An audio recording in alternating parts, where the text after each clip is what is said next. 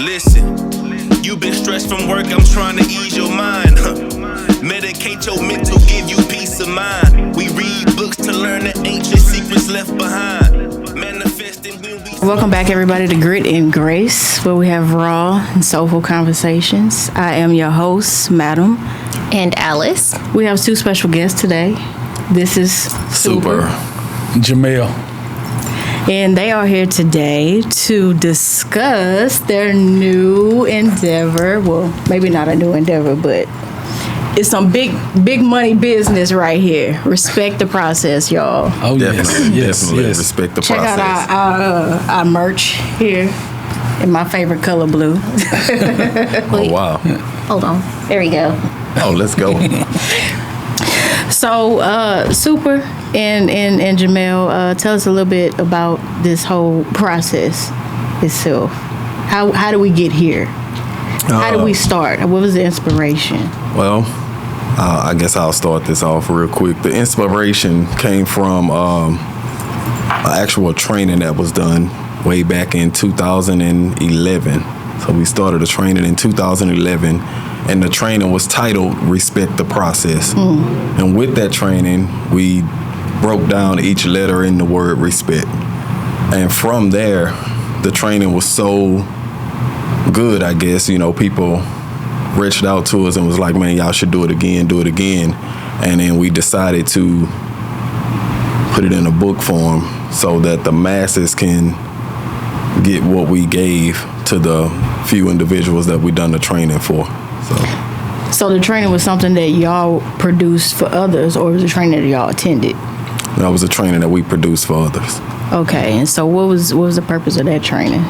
So at that particular time, we was doing a training call. It was via just a conference call. Okay. That we was doing for our team at that time, and we was doing calls every Wednesday. We would call it Over the Hump Wednesdays, and we was doing training calls every Wednesday. And so that particular Wednesday, the training was Respect the Process. So we broke down the same way, kind of similar to how we did in the book. And once we done that training, we just kept it and logged it because people were saying that how good it was. So we knew we'll come back later and actually use it again.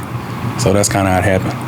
Okay, I like that. And so I remember y'all telling me that this is like a 14-year? 12. 12? 12 years. Yeah. I thought you told me it was 14. Started in 2012. Okay, well, 12 years is still a long time anyway.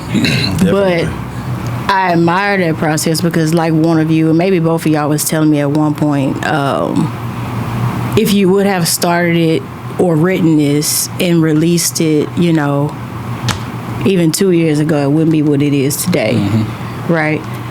So I think that might be probably the foundational of actually the book itself, Yeah. And like I shared with you, Jamell, I think that the book is definitely going to be pivotal for not only just today's people, but the children that's coming up and the elders that's even older than you guys, older than our parents, because anybody can really take from it. I feel like it was very digestible. Would you agree, Alice? Yeah, the book was very simple. I like how each letter, I like acronyms. So I like each letter gave you a different lesson, but each letter also represented a part of the process. And just being a reader, I really liked the stories with each one that y'all put in there. And what was your favorite story? Where the little boy didn't quite understand what he had, picking through clovers. Looking, and then he found it one day and just didn't even know. Chunked it. Yeah. Wow. So which story was that for who? Which one of y'all's story was that? Because I know all of the different stories, for the acronyms. Even if it wasn't for both y'all, it was for one of y'all, right? Not all of them. Yeah. Oh. So that particular story is not an actual true story, but it's inspired by true events. Okay. And so when we was growing up as kids, we had on the side of our house, back when we were kids, we had a clover patch on the side of our house. So we used to always go out there. Our friends would always our house was like the hangout house where all of our friends would come. And so every day we would always go at some particular time in that clover patch, and we always was searching for 4-leaf clovers. And so that was just kind of us writing about something that we was inspired about as kids, because we would always look for 4-leaf clovers. So, I mean, we all know how hard it is to find. So I don't even know if we ever found one. But we would always kind of do that little toss it over our shoulder thing because we wouldn't find it. And so that's just something that we was inspired from our childhood to be able to write that story like that. Yeah. So that was just really being creative when it comes to writing. So, but that's only one of the stories, two of the stories that was inspired, and every other story in that book was actually real stories, true stories that we actually wrote. Which other story was inspired? The sacrifice chapter was inspired. So a lot of people that we Miguel. Miguel's story. So we met a lot of people in a particular business that we were doing, and a lot of people shared a story that was like that. Identical. And so we changed names and all that kind of stuff, of course, but it was inspired by true events, but it wasn't based off of one particular person. It was just a story that we heard a lot from people that we knew. So we wanted to share that because we know a lot of people can relate to that type of story. I see. And so what would y'all say, like, maybe as a unit that y'all have had to sacrifice, like how, like your personal story to sacrifice? You can go first if you want. Oh man, it's a lot of sacrifices that you have to make in order to accomplish goals, dreams, things like that. So I'll just tell you a story. A long time ago, my middle son is now 21, and at the time I was working a particular job way back when he was in kindergarten. Okay, in kindergarten, you graduate. Right. I had to miss a graduation because this job told me that if I don't show up, I'm fired. So it was either go to the graduation, fired. Which one is it going to be? So I had to go to the job and miss the graduation. And it hunted me all the way until senior graduation. So that was a sacrifice that I had to make to continue to have a job at that time. So, I look at that and that was a sacrifice, but going forward, I'll never miss anything my kids have for a job. That's just my personal opinion. That's why we wrote a book like this, because we want people to understand how big sacrifices can be. But on the flip side to that, sometimes, is it even worth it? Was it worth me missing my son's graduation for this job that I'm no longer working today? Right. It just depends. Everybody has their own opinion, but that's why I wanted to write that book. That's why we wrote a book like this, because we wanted people to really understand and get what sacrifice really could be. So and so as for me, some of the sacrifices that we listed at the end of that chapter, like giving up TV, giving up listening to the radio, all that kind of stuff, those were sacrifices that when we first started our journey as entrepreneurs that I had to give up, was actually listening to the radio. So every time, because he's my older brother, so like when he started driving his car in like senior in high school, 11th grade, I was in middle school. So when we get in the car, we putting the CD in and we jamming some music. We got the bass bumping in the back. Yeah. So that was normal for me to get in. We gonna pop in some No Limit or something like that, and we jamming. And so when we started becoming entrepreneurs and had to learn how to think different, I had to turn my car into a driving university. So every time I would get into the car, I'm putting in Jim Rome, I'm putting in Holton Buggs, I'm putting in something that I can listen to that will allow me to be able to think different and hear something positive. So back then, a sacrifice that I made a lot was changing what I would listen to on the radio, turning off the regular radio station and putting in a CD that will actually allow me to think positive. But still today, I make sacrifices every day. Like our kids, my son right now, while we doing this, have a baseball game he's playing at. Right. So in order for me to do this and do something that's gonna be a lot bigger for the future, I'm not at his baseball game. Right. And so I'm telling him, son, I'm not gonna be at your next game because I gotta go do the parking. And he understand that that's a sacrifice, but because he read this book, he really understand why the sacrifice is being made. So those are still sacrifices that we have to still do today. And I can imagine that you instilling in him that mindset too, of what sacrifice is, even if he hadn't read the book. Yeah. Right. Yeah, he might have felt a little way for a minute, but he know like daddy going to go handle some business that's not just for him, but it's for this whole family unit, right? Yeah, you know, and that's a great example for him growing up, to be a young man and a man or whatever in his own family and just himself as an individual. I think that's super important, especially for today's children, because I think a lot of society is controlled with the media. So, like how you were saying, you went from, listening to No Limit or whatever, music you was listening to something that was more positive and that was educational on some type of level to pour back into yourself. Because, we really are what we digest, and not just food-wise, but, what we see, what we're looking at, what we're hearing, what we're, our habits, on a day-to-day. Yeah. It all makes a difference. And so that's why I think that this book is also super important for the younger generation.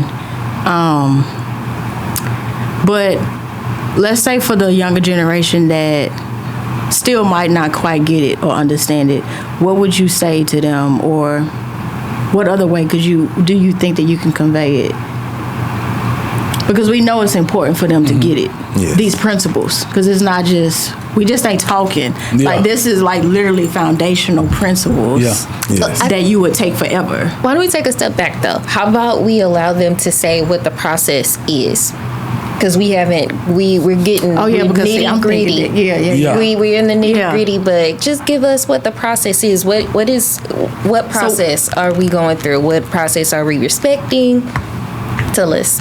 Yeah, that's good. I'll touch on it a little bit, and then Super can touch on it a little bit. But for me, anything you do in life, and it doesn't matter if you in elementary school, middle school, high school, adults, when you start something new, that's the beginning of your process. And it doesn't matter what it is. It can be a child that want to go to college and actually finish and get their degree. That process, the moment they make that decision that I'm about to get my degree in it, your process has started. And so now a lot of people, you hear the term trust the process, and we never said trust, we always said respect it, because you can trust something and never do anything, just I trust it and never move. But when you respect something, that means you're going to have to do steps in order to be able to accomplish what your goal is. And so whenever you start something new, when you make a decision that you're going to do something, you decide something's going to happen, because anytime you decide something, something else has to die. So that means, okay, I'm deciding that I'm about to do something, so that means I'm not doing this. And that's when your process starts. And so whatever that journey is, you're going to have to respect steps along the way to be able to get your end result that you want. And so that's kind of what the process is. Whatever you're starting, you want to get to this end result, and there's steps that you're going to have to take to be able to get to that end destination. So you're going to have to respect that along the way. So Super, start us off and tell us about recognize. Let's start with the R.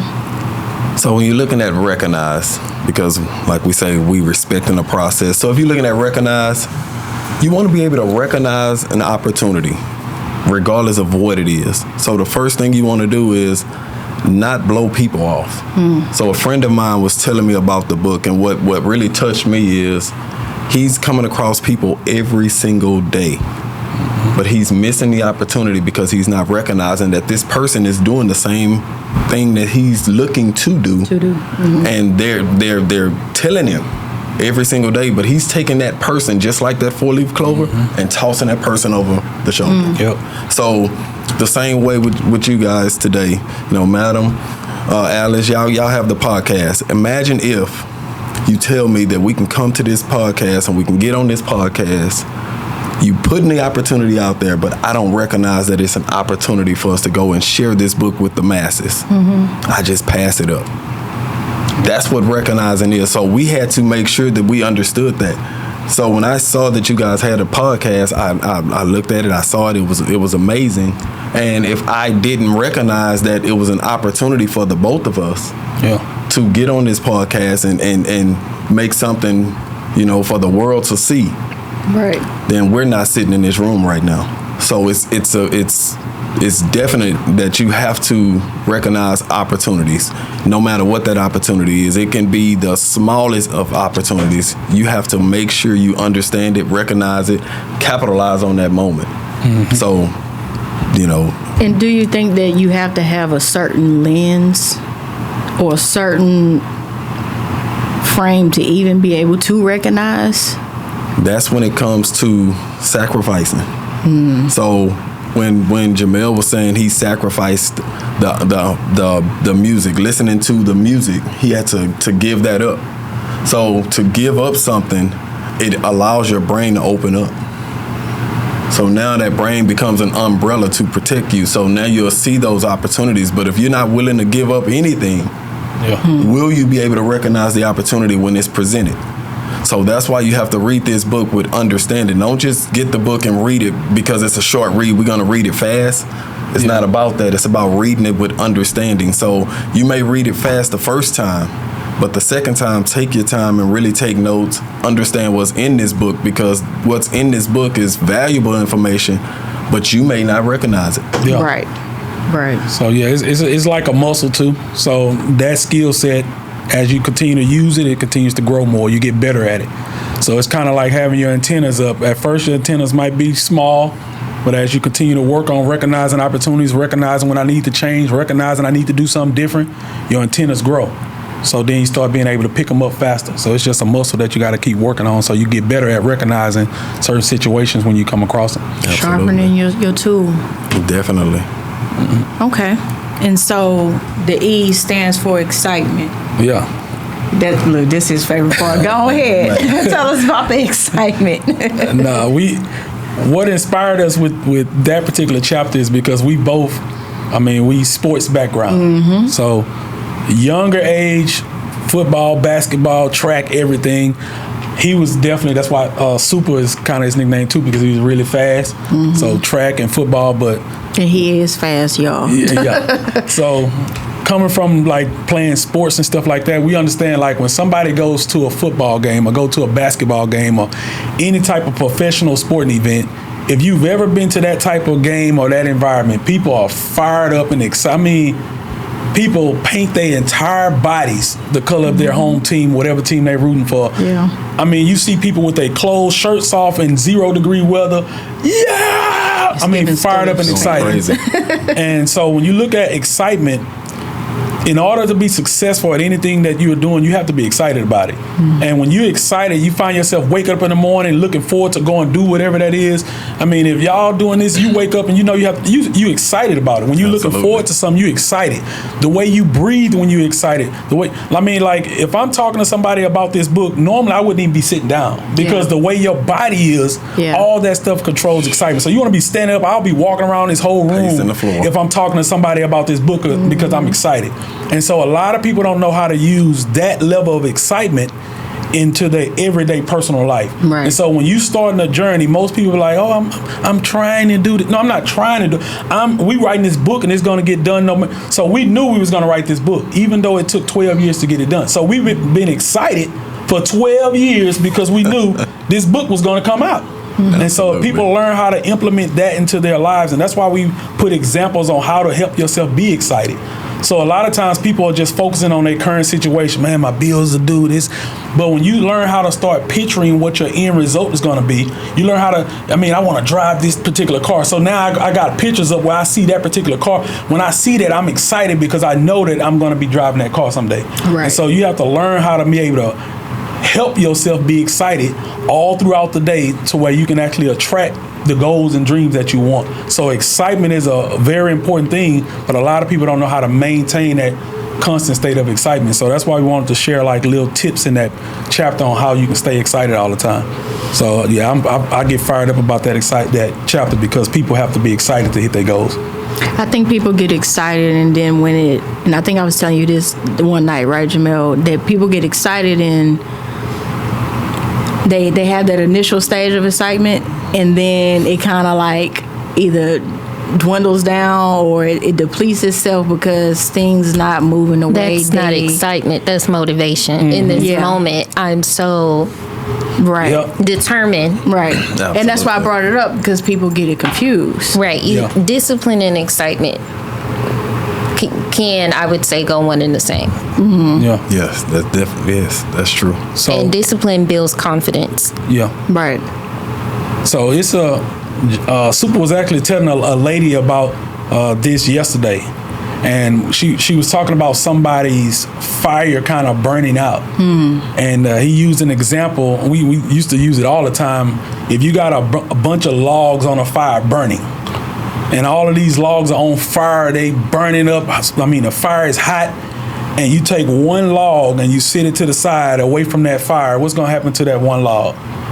it's going to eventually die. It's going to die out. It's going to Yeah. burn out. And so what most people do is they get excited, but they excited by themselves. Right.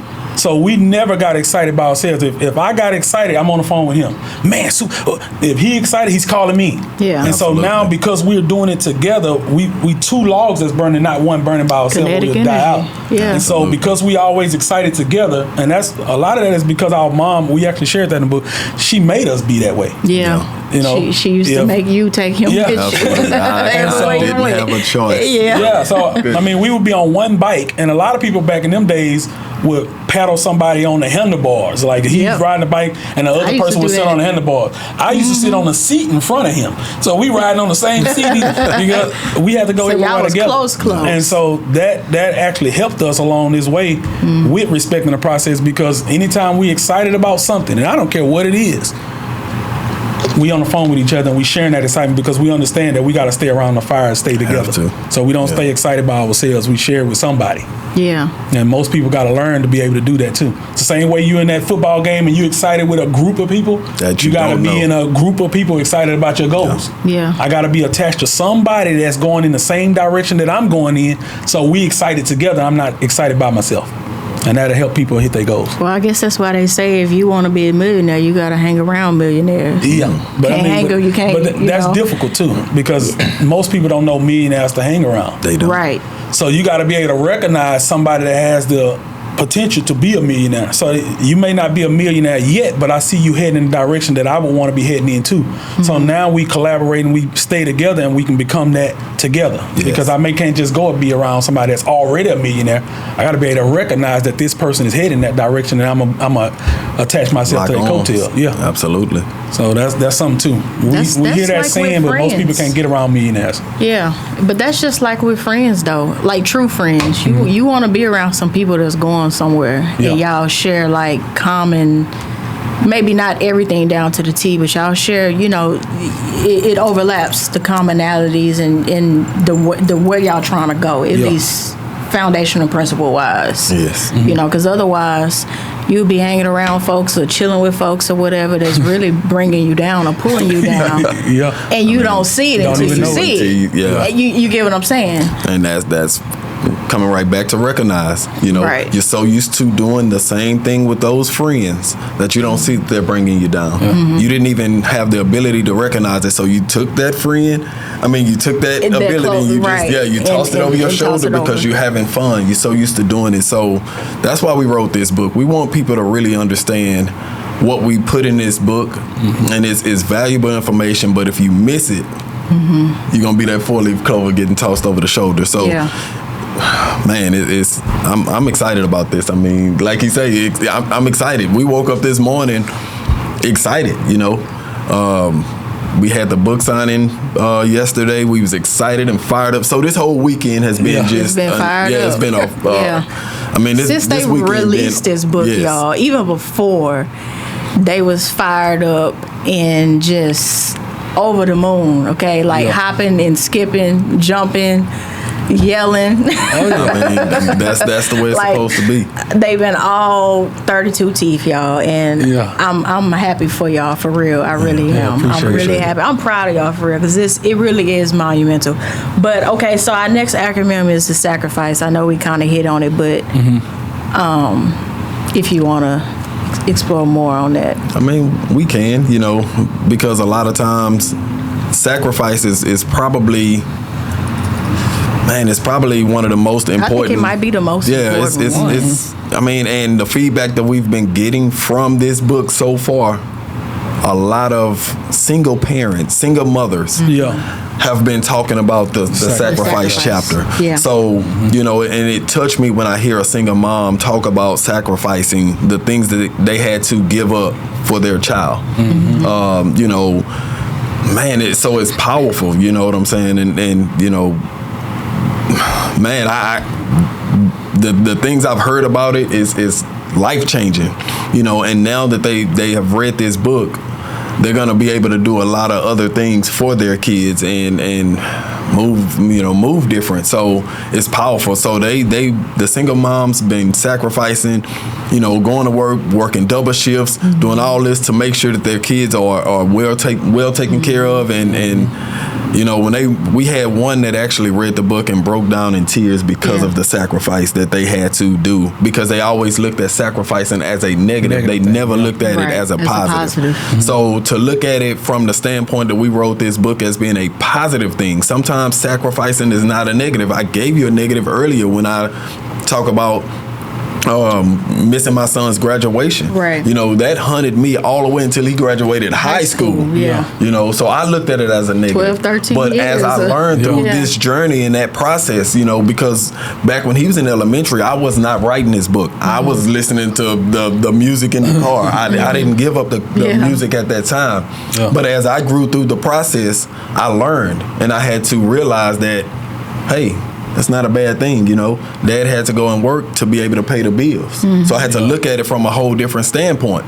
Today, he understands now. And that's what I was going to ask you. Today, how does he view that now, today, versus, when he was a younger or a little boy? He probably didn't recognize it. Yeah. He probably didn't, he probably knew I wasn't there, but he didn't understand me sacrificing anything. Today, he's an adult.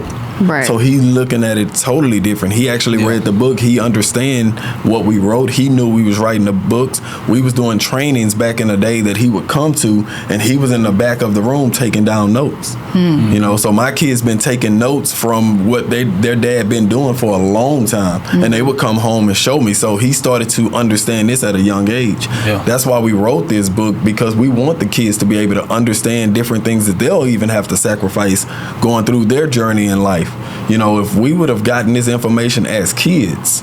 And that's why I say it starts in childhood. It would have been a big difference. Man, where would we be today? Man, you never know. Who knows? But thankfully, we put some work into a book and we able to share with the world. This book is going to be around for a long, long time, and we just want people to read it, understand it, and get something from it. That's all. And y'all, it's also a book that you don't just read 1 or 2 times. I think I was telling you this too, Jamell. It's a book that you read today, and then you might read the next quarter. Like, you should at least read this book like 4 times a year, essentially, to like kind of benchmark yourself in a way, to kind of check in with self, as well. And like see where you at, see if you've digressed or progressed, and where you getting ready to go. Yeah, absolutely. You know what I'm saying? Because we know where we came from, but where we getting ready to go. Yeah. Because we gonna see where we at now and where we getting ready to go. Otherwise, we ain't going nowhere. If you don't have the vision. Please tell everybody where we can find your book. Well, you can definitely go to Amazon and type in "Respect the Process," and when you do that, this should be the first thing that pops up. But it'll be on Amazon, and just type in "Respect the Process," and we have a lot of great reviews on there. So I know a lot of people like to check reviews before they actually purchase something. I know I'm like that sometimes. But if you look at what people are saying about this book, the reviews that people are leaving, I mean, we've been getting a lot of great feedback on how this book been impacting a lot of people. So go to Amazon, type in "Respect the Process," you'll be able to order the book from there. Yeah, definitely. So I want to touch on something real quick with the sacrifice you had talked about too, because a lot of adults too, but kids especially, when we hear the word sacrifice, a lot of times we think that we giving something up that we never get back. Right. And so I want people to look at sacrifice from a standpoint of, what am I willing to give up temporarily to get what I want permanently? Yes. So it's not a loss. It's not a loss. Never a loss. It's not a loss. Because now I can get into the car and listen to what I like to listen to, but at that particular time I had to give it up. Right. Because my thinking wasn't where I wanted it to be at that particular time. I couldn't differentiate where I wanted to go with me thinking how I was thinking at that time. Because while we grew up in the neighborhood we grew up in, I remember when we would walk around the neighborhood, we talked about that little bicycle trail in the book. Yep. It was times where when you walk through that bicycle trail, it will be guys from one end of the bridge all the way to the other end. And you either gonna walk through those guys or you would have to walk around. So we had to walk through looking tough and if you had to fight, you would have to. Yeah. So we had to learn how to smile. Actually, we always had to walk around mean and looking tough and ready to on edge. If you had to fight, that's just kind of how it was in the neighborhood we grew up in. So when you give something up, it's temporarily. You don't give it up forever. You're just looking at what am I giving up temporarily to get this outcome. Yeah. And so even with kids playing sports, you're not giving up your cell phone or your tablet or the PlayStation forever. You still can enjoy those games, but I'm going to give up that game for a couple hours because I'm going to put in some work. I'm going to train. Right. I'm going to give up the game or my cell phone. I'm going to turn it off for a few hours because I'm about to study. Right. So you giving up that phone temporarily because I got to go make an A to be able to participate in the extra sports that I enjoy. It's kind of like an exchange. That's what it is. That's exactly what it is. It's like an exchange, essentially. So it's almost like when you look at the book cover, for instance, and we got that seed. When you plant a seed in the ground, like we said in the book, you're expecting a harvest. Right. So what you're doing when you're giving up something, you're planting a seed by giving it away. We're giving it up. What he done was gave up listening to music, and in return, he was able to write a book. So by giving up and listening to personal development and start to open up your mind as an umbrella, you gave up something, and now we have something that's amazing that's out here for the world to see. It's like a rubber band. If you take that rubber band and you stretch that rubber band, you take that rubber band and you just stretch it, it can never get back to the original form. Right. Okay? That's the same way we want these kids' brains to be. We want to expand your brain to where you can never go back to what you was before. Yeah. So we want to make sure that you develop yourself to a way that when you look back, you're going to know that you're better than what you was before. So that's why we wrote this book. We want your brain to start to expand. And once that brain expands, you can never shape it back to who you was before. So you're going to be somebody totally different after reading this book, especially if you do what you just said, madam, and read it multiple times a year. You read this book multiple times a year. Or at least even twice. Yeah. Oh, my goodness, man. Yeah. So, and even speaking in that, so when y'all was writing this book, what was the vision for adults? I see what the vision was. Obviously, we've talked about what the vision was for children, but I really feel like it's applicable to anybody. So what was the vision for adults too? I'll just give a real quick example. So for adults, what we wanted to do with it was write it short enough for an adult that they can get this book. Open it up and say, I can read this. Because I'm going to just be honest with you guys. I mean, before I started on my journey, I had never read a book from start to finish. Never in my entire adult life. It was too much. Child life, none of that. 300-page book, I ain't about to read that. I'm not about to read that. I remember. It probably could have been this size. They would give us novels in school that we had to read. We didn't read nothing. And I would actually go through the book, flip through it, get the key points in the book. I'd read the first page, the summary, so I'll have an idea of what that book was about. And then I'll go to the back, I'll read the back, and then I'll skim through the middle to know enough about the book that I can pass this test. That was my number one goal. But when we sat down with a mentor, and the first thing he told us to do was start reading to become successful. It bothered me for a while. Man, it was we didn't understand what he was talking about. Okay. Because we was thinking, how do we get rich? That's it. I mean, there's no way that me reading a book is going to help me do what you're doing. Right. And so we didn't understand that all the information that the people that before us that they left in books, we wouldn't have never got that information because we wasn't reading nothing at that time. And so we would have missed it. And I started laughing when he's talking about that because we've talked to hundreds of people at this point that did the stuff we used to do in school. And so when we was in elementary school, the teacher would call, okay, everybody in class, we're about to read today. And oh man, we about to have to read out loud. Oh my goodness. And so didn't want to get called on. No, you're going to get called. You didn't have a choice. Every student is going to read a page or a chapter out of the book. So you would count the people. 1, 2, 3, 4, 5, 6. Okay, so I got to read the 7th chapter, or 7 page. So I'll try to go to the 7th page. Get to that page. And I'm looking at the words, make sure there's no words I don't know. Ooh, there's a big word. Now ask somebody, what's this word? Yeah. What this mean? Xylophone. Oh, okay. And so now I'm ready. I know the 3 words that I didn't know. And then the person right before me, Alice will be a good reader. She's a good and then reader. instead of her reading 1 page, she'll read 2 or 3. Read over and then I gotta go to and so I would get to this page and it got even bigger words in it. And now I gotta call out all these words and everybody laughing because I get. And so we used to laugh about that, but we met so many people that was exactly like that. That say, man, I used to count the pages too and try to make sure I knew word. So most adults are not going to tell you that they don't read or even can't read. Right. If you ask an average adult to read out loud, you'll be, wow, you read on a 4th grade?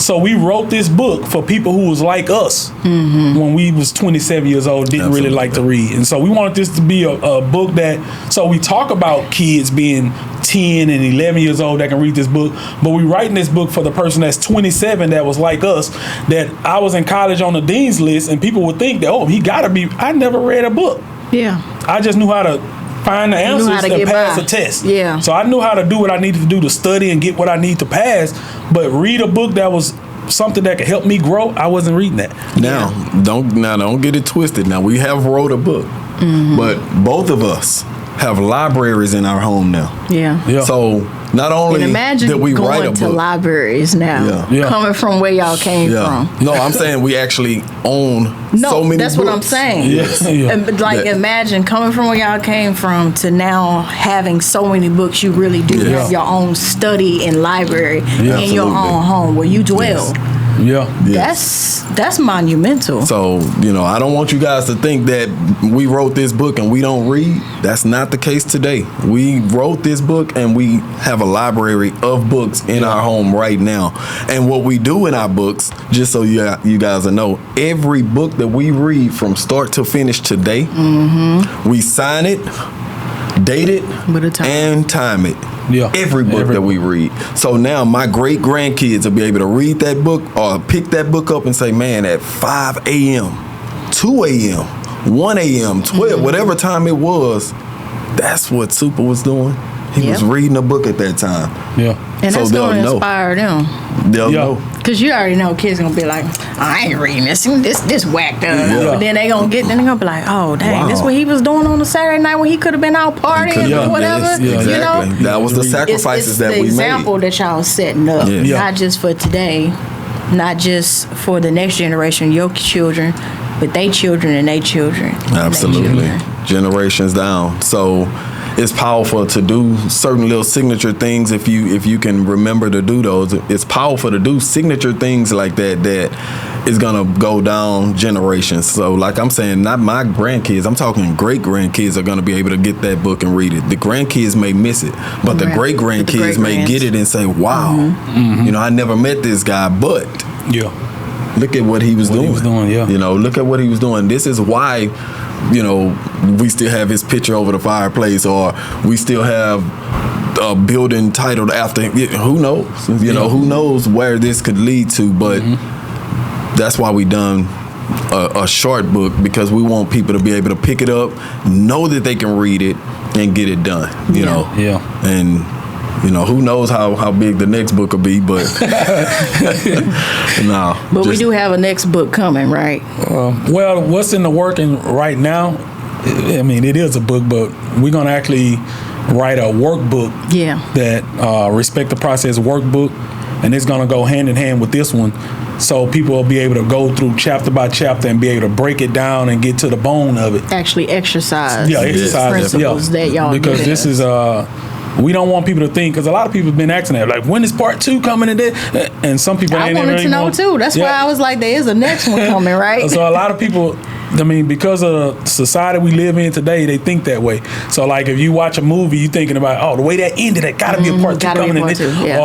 Or if a boxer finish a fight, they like, okay, that was a good fight. You just in a massive, brutal beating, but who you fight next? Right. So we understand that most people want the next one to come, but we want people to be able to actually get what they're supposed to get out of this. And so we're going to make it a workbook so you can actually do things and activities and get in a room with other people and learn and bounce ideas off. So it's going to be a lot of stuff that happens just with this one book. So This is a movement.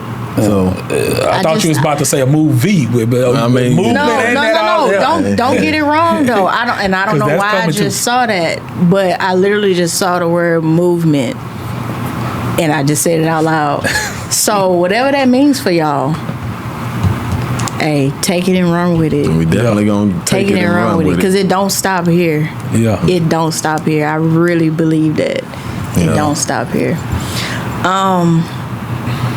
So anything else y'all want to give to the community out here, the world, the globe, on what we really want to take? Three major things. Let's give them 3 major things because I have what I like to call a toolbox. I like to give folks the tools. Okay. So we already got the book as a physical tool. Well, the first thing that and you can kind of share what you want, but first thing that we mentioned it a little bit in the time chapter. The first thing that I want people to understand is, as far as your spiritual life, your belief system, your faith, all that kind of stuff have to be in place.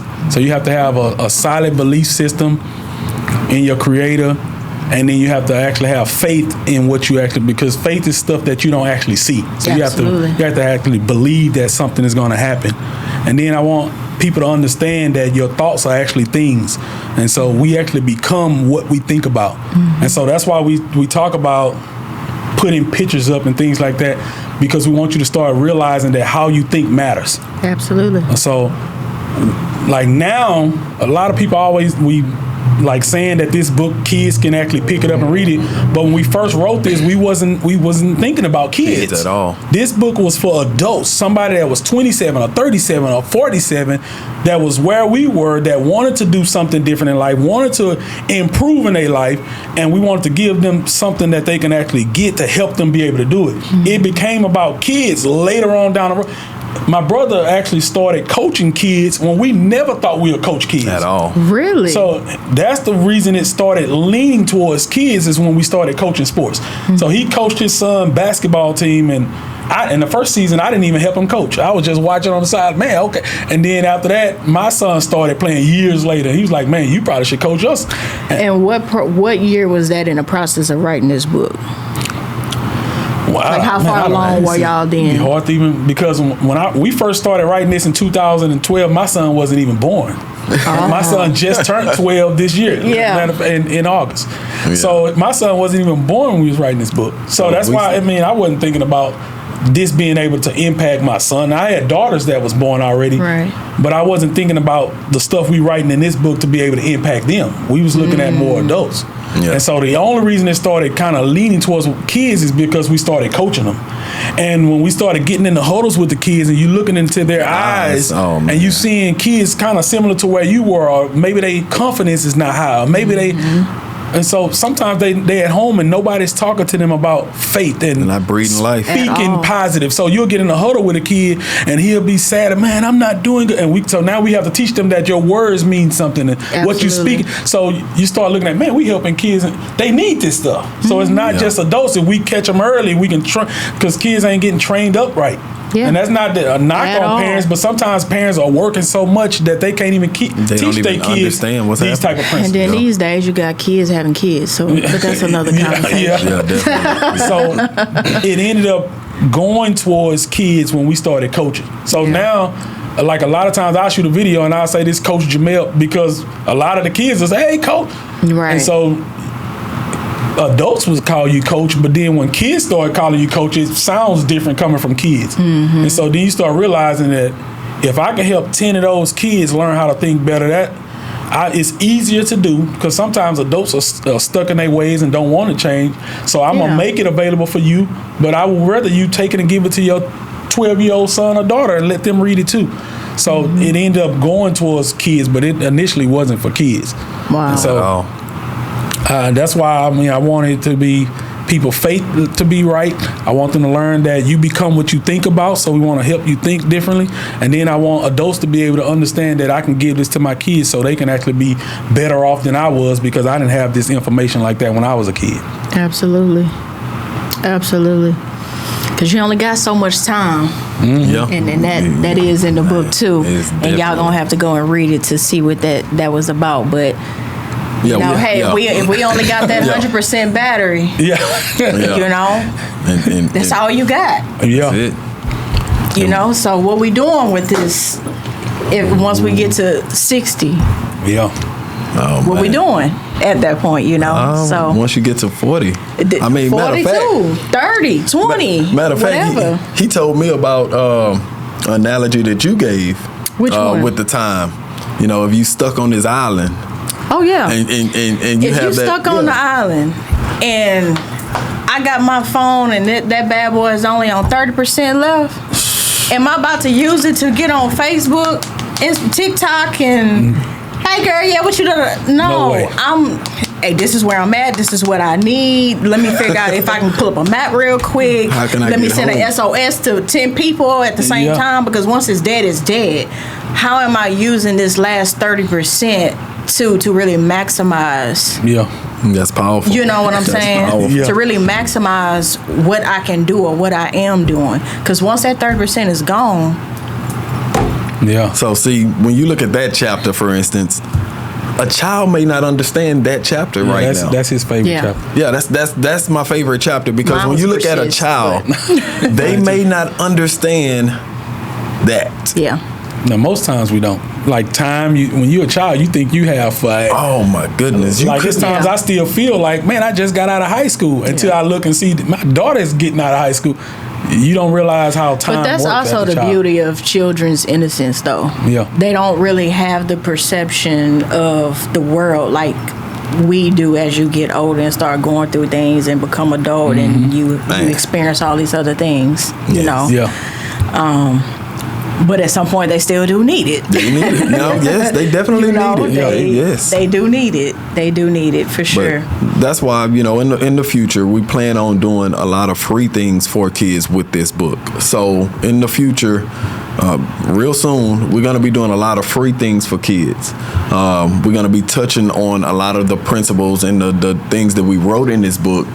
And that is going to be done for free for the kids. They'll be able to come and they'll be able to hear from us, and we'll bring in other individuals that we trust to be able to give this information the right way to speak to the kids. You know, maybe some ex-NFL players or, you know, ex-college students, or you know what I'm think in saying, the all schools, those period. things. Yeah. Yeah. So we want to be able to give this away for free for kids when the information in this book. So we definitely we planning on doing a lot of things like that for the youth. Now with the adults, you know, we have some things coming down the pipeline also. Now, of course, that's not going to be free, but That means y'all got to cough up some money. it's going But to be it's an well worth investment. Yeah. every penny. Yeah. It's a sacrifice that you'll have to make, but it's going to be worth every bit of it, because the information that we're going to break down with the workbook that we're going to have is going to be amazing. I mean, this workbook is going to be interactive. Yeah. It's not going to be a workbook that you just see. No, we may have some multiple choice. You never know what's going to be in this workbook, but it's going to be definitely where you can actually be interactive and have fun with it, but you're going to be able to learn from respecting the process. So I'm excited about what we have to come. Absolutely. I'm excited for y'all to really work with the children too, because like I was telling Jamell the other week, especially with the persist chapter, like I wish I would have had this as a child. I did martial arts amongst other stuff, and a lot of what's in this book is really the principles and the foundations that you learn through martial arts. And the first thing they tackle is, at least in mine, when I was, you know, in it, was faith, you know, and really believing in something, and how to use it as strength, right? Okay. And it was a lot of mental work. Like, yeah, we learned how to, you know, I can break a shoulder or whatever. Yeah, we can do all that. But the biggest thing about it is, don't do that. The biggest thing about it is literally, if you don't have the strength up here and the discipline up here, it don't matter how much strength you got here. It don't matter how much strength you got in your legs, because you can have it all day long, but if you don't believe it and you can't see it, and you can't be stronger than your emotion or know how to use your emotion properly, then it's pointless. It's useless, and that's what I was telling Jamell the other day with that chapter, that it really did mean a lot to me. And in the book itself, it really took me back to those years when I was getting my black belt and everything, because it's really what they taught us still to this day, So, I'm proud of y'all. I can't wait to see what's coming up next and what's in the pipeline, as they said. Absolutely. So that's actually my favorite chapter too, though, the persist chapter. And a lot of people, because it's actually a true story, but for me as a child, a lot of things that happened to you, that was almost over 30-something years ago. Yeah. You wouldn't remember it.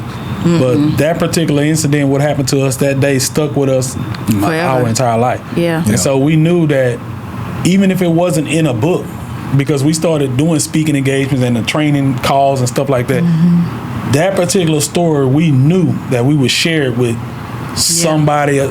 Because that story stuck out to us. So that was my favorite. Every time I read it, that's my favorite chapter, because it brings back them childhood memories for me. Yeah. And it really hits back on our little series that we did with community, for sure.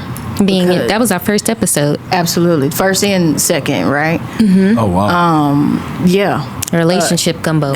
Yeah, because sometimes you might have to pull yourself out.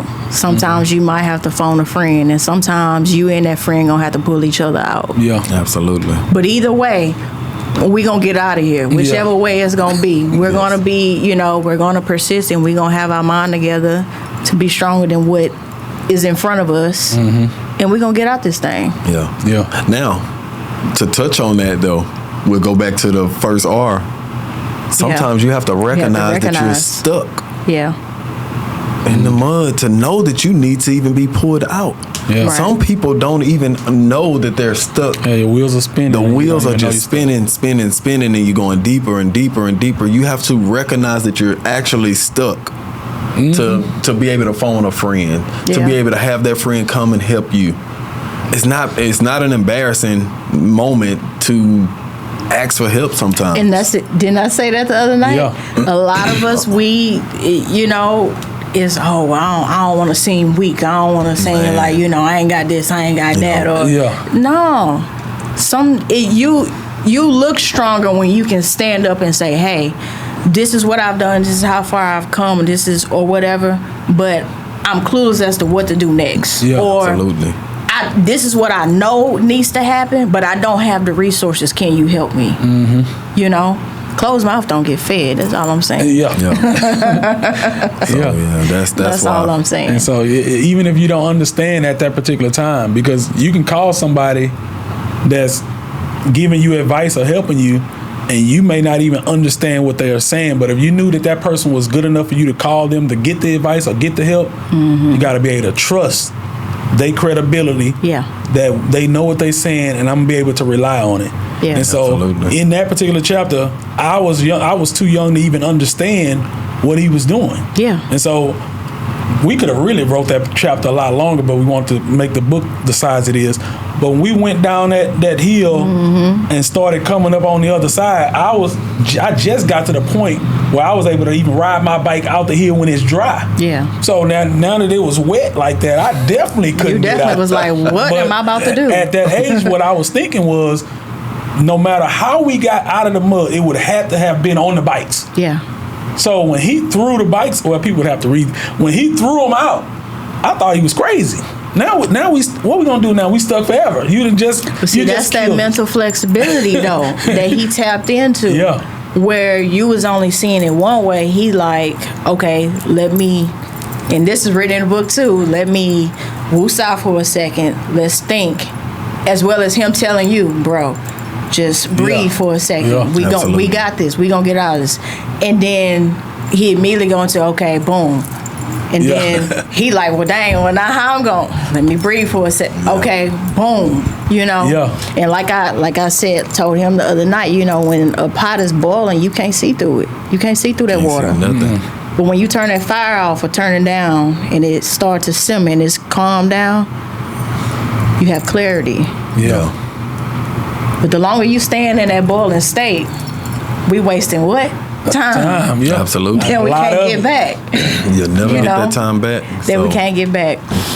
But it's been great. I really love this book. I recommend it to everybody. Again, you can find it on Amazon. We don't have a site for it yet, do we? No, not yet. It's in the works. Don't y'all worry, because this is a movement, baby. Nothing less. But in the meantime, you can find it on Amazon. Make sure you pick up a copy. Gift it to somebody. Christmas coming up. Birthday's coming up. Just because it's coming up. Make an investment. Give it to somebody and pour into them, because this is definitely a great way to pour into not just yourself, but others, whether they 5, 6, 10, 12, 35, maybe even 65, because we got people that's old that's still at a child's level anyway. Would you, do y'all want the folks to follow y'all on socials? Oh, absolutely. So you can find Super at John Super Fields on Facebook, Instagram. What's that? TikTok. and I'll link it below. Yeah. And then Jamell. Everything of mine is my first and last name, Jamell Fields, on all platforms. So if you type in Jamell Fields, you'll find me. Absolutely. So everybody, this is the Fields brothers. Respect the process. 2 brothers, 1 vision, or same vision. Is it same vision or 1 vision? One mission. 1 mission. I like vision too. 2 brothers on 1 mission, and make sure you get your copy. Let us know what you think. Tap in with us. We want to hear your thoughts, your comments, and how this applies to you, and how it's moving in your world, in your life. I am your host, Madam. This is the Field Brothers and Alice. We appreciate y'all for being here. We'll see you next time. Thank y'all for having us. Thank y'all. Thank We y'all. appreciate it. Good job, fellas.